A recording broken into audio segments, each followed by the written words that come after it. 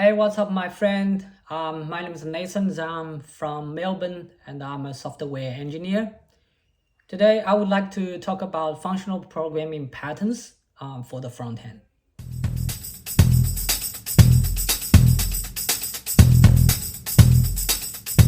Okay, three patterns will be covered in this topic: Foldable, Functor, and Monad. And I'll use examples to explain how that helps for your front-end code. I'm using an example as a beginning. Probably lots of people had experience putting eggs in the microwave and didn't know, well, that's not going to end up well. And how, even though that's a common knowledge, I do believe there are still people in the world making this kind of mistakes. I'm talking about mistakes, especially in the programming. How do we avoid this kind of mistakes? Especially in the front-end code, we see lots of undefined error handling. For example, someone passed you a piece of data, you never know some attribute inside the nested structure is undefined. That causes unexpected errors. So who should be responsible to check those kind of errors? Should be the provider, which means the data provider or the function that provides this piece of data to the UI, or the consumer, which is the UI itself. Theoretically, it should be the provider. But in most cases of the front-end work, the provider and the consumer are normally written by the same person. It's not that clearly layered or divided. And the front-end also has a cost of wrapping things, which hurts the loading. If you wrap every function with a functional programming style, that's a cost, I would like to say. But there are still places we could borrow functional programming patterns. For example, like a pipeline or composition to process in multiple steps, this kind of thing, or very critical data handling. That's when we need functional programming. Okay, three patterns I'm going to introduce today: Foldable, Functor, and Monad. And I'm going to use code demo to explain what I mean. This is a very simple single-page app I built with no CSS, just to explain and to demo how functional programming can help. So that's how the app runs. Those are corresponding use cases for each patterns. Just looking into the code, it comes with a server. Basically, it just exposes two endpoints. One is the data, the other one is sample address. And having a React front end, which is this one, to fetch the backend code, which is in the API folder, and render them out in the front end.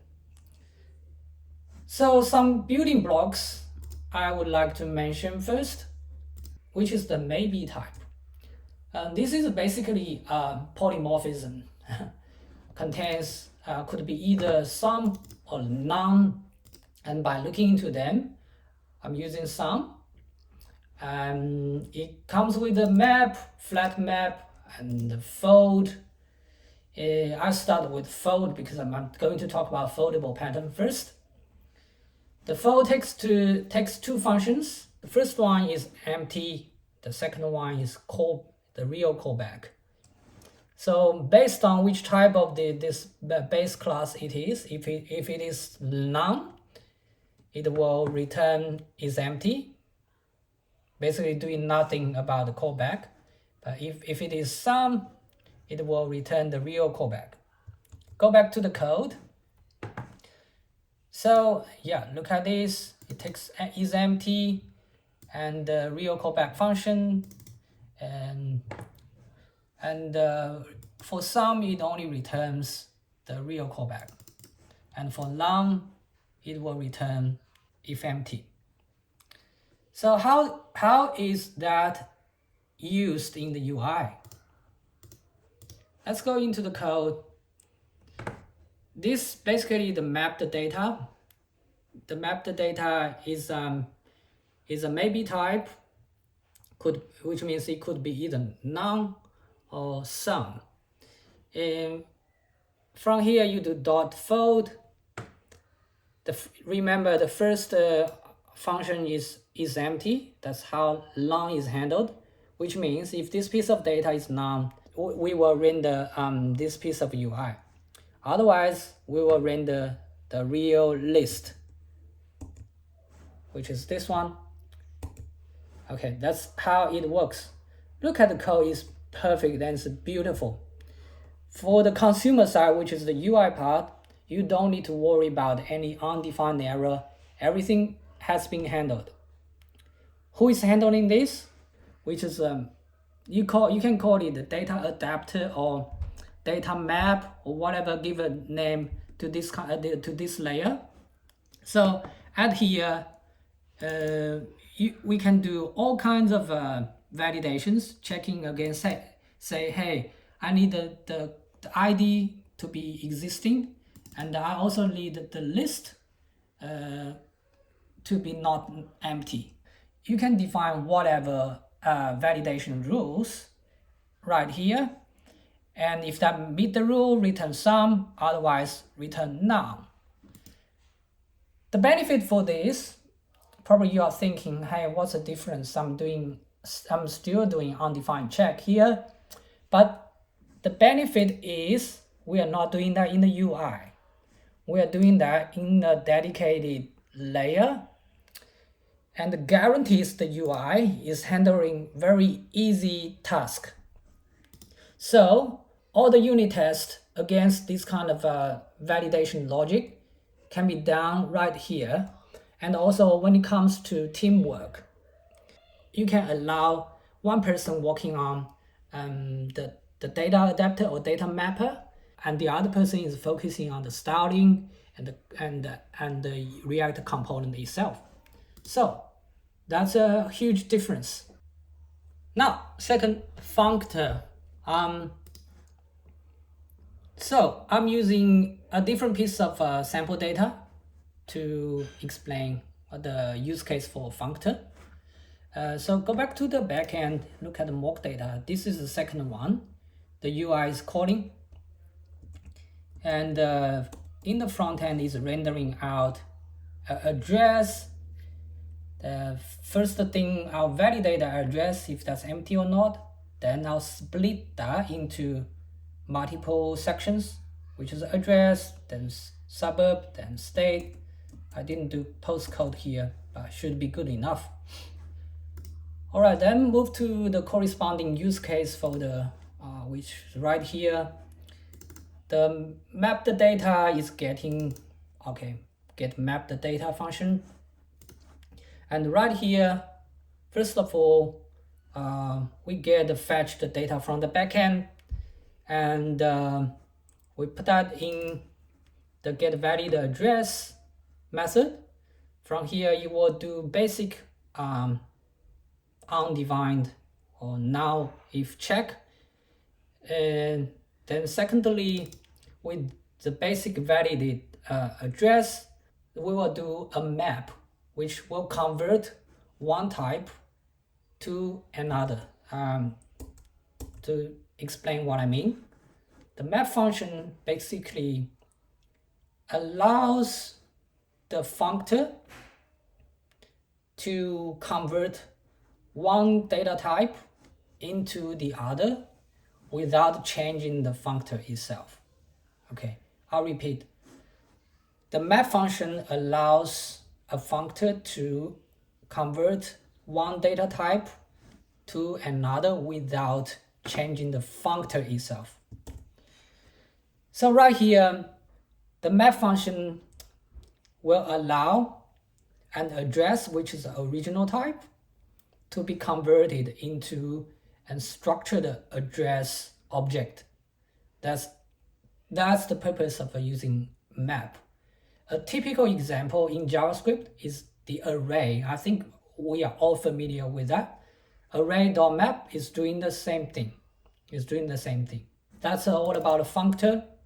I think this functor is very easy to understand, but here are some questions I would like to raise, and we can all think about that. How about the address, which the address string is not provided in the valid format? What I mean is, how about it's not splitted by comma, and or if the suburb is missing, or the address is missing, or it's just not in the valid sequence. So in that sense, we simply just split it and return the corresponding section might not work. That's why we need a flat map. That's also I come to monad. I hope I can explain it because it's quite tricky in definition sometimes. But in short, monad is a functor plus flat map. I'll repeat that. Monad is a functor plus a flat map function. Here is a use case in the code. We still take the address string from the backend. We will do some basic validation to check if this address is undefined or not. And as a first step, then with the validated address, we use flat map. And as a second step, we will split the address string into an array and put that into some object. Then as a third step, it takes over still using flat map. That will check the length of this array. If it's less than 4, I'll give that rule whatever rule I define. I'll return none. Also, I do a for each to check each section in the address. If any of them is undefined, I'll return none. Otherwise, we will return the full structured address object. These some customized validation rules. You can add more to whatever level you think that's valid. But the purpose for that is to provide a piece of data the front end can use and guarantee each of these piece of attribute is provided. So that's monad. Come back to the comparison between monad and the functor. So the functor basically returns the same wrapper. If it is sum, it still returns sum. But for monad,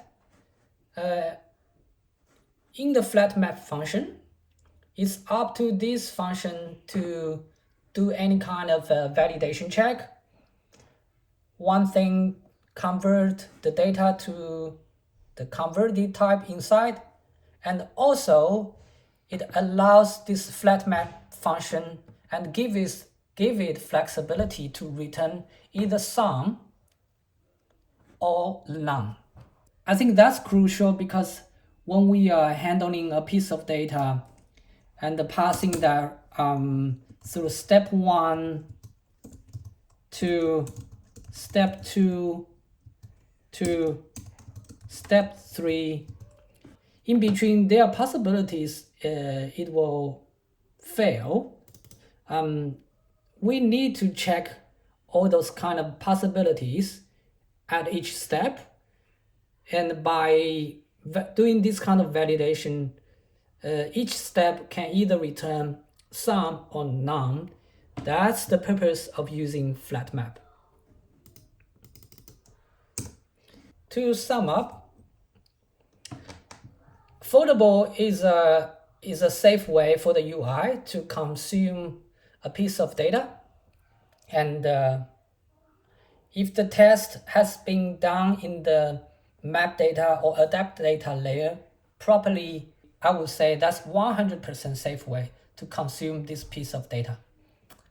Functor is a wrapper with a map function, like an array. And the monad, in short, is a functor plus the flat map function. Hope the explanations make sense today. And go back to the code.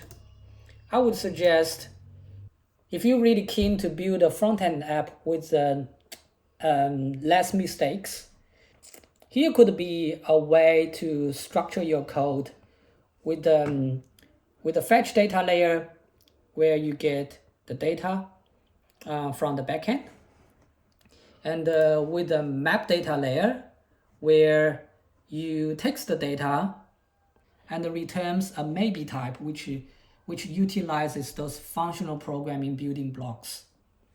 Then in the UI, you just do fold and handle either invalid data or valid data. So in that way, it's quite clear and the code will come with less dramas. I didn't handle any errors in this demo, just to focus on explaining how those patterns helps for the front-end build. But hope that makes sense. And if you really like this video, please smash the like button and subscribe to my channel. And thanks for the support.